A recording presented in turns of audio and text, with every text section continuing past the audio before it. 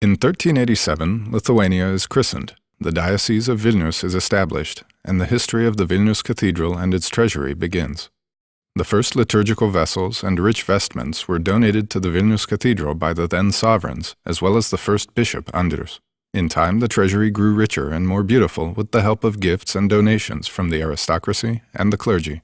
The collection was significantly damaged by fires and wars. The cathedral has caught fire multiple times.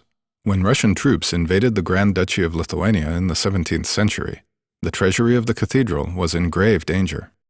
A decision was taken to melt down the less valuable vessels, to remove pearls and gemstones from the vestments, and to burn the clothes, thus melting down the gold and silver threads and embroideries.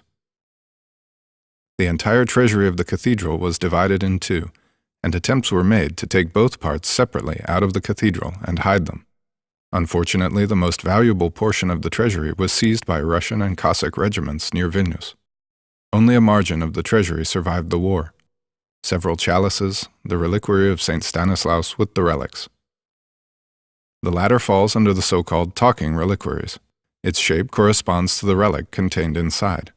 This particular vessel holds a piece of the forearm bone of the Bishop of Krakow, St. Stanislaus, which, as legend has it, was given to the Vilnius Cathedral by the chapter of the Krakow Cathedral in 1388.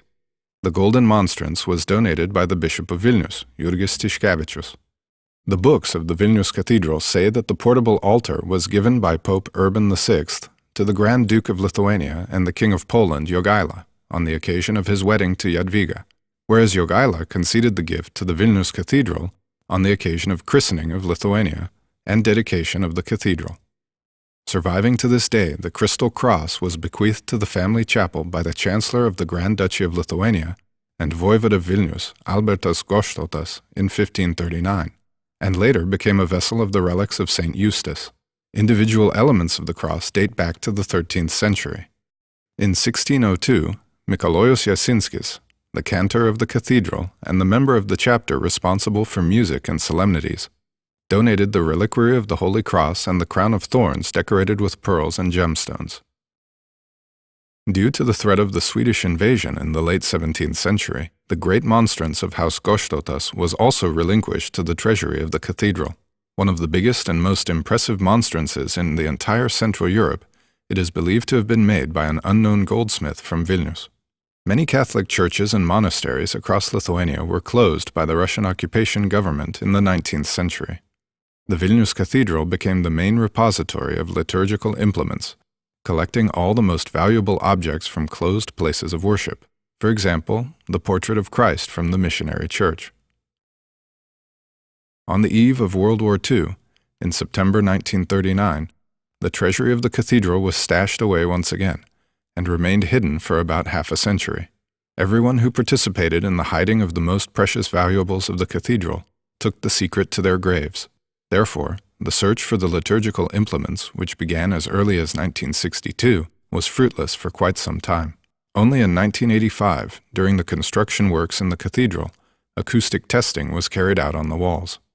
On March 23, 1985, the valuables of the treasury were found hidden inside the wall between the Chapel of Goštautas and the Chapel of St. John of Nepomuk, now the Chapel of Martyrs.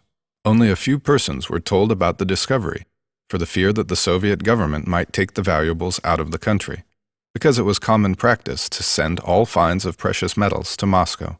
It was decided that silence was the best protection. The treasure was inventoried in a night and transferred to the Lithuanian Art Museum. We all came home in the morning. What were we supposed to tell our wives? We decided to make up a story, any credible story, so long as we didn't have to tell the truth. None of the wives found out anything. Because I said, God, if our wives find out, the entire city will know. In early March 2006, the entire treasury of the Vilnius Cathedral was officially returned to the Catholic Church, thus fulfilling the will of donors and authors. Currently, all valuables of the treasury are kept in the Church Heritage Museum, established in 2009 at the Church of St. Michael the Archangel. The sacramental valuables are displayed in a sacramental space and continue to serve the liturgy. The vessels of the cathedral treasury are used during the High Mass. New liturgical implements and vestments are constantly added to the treasury.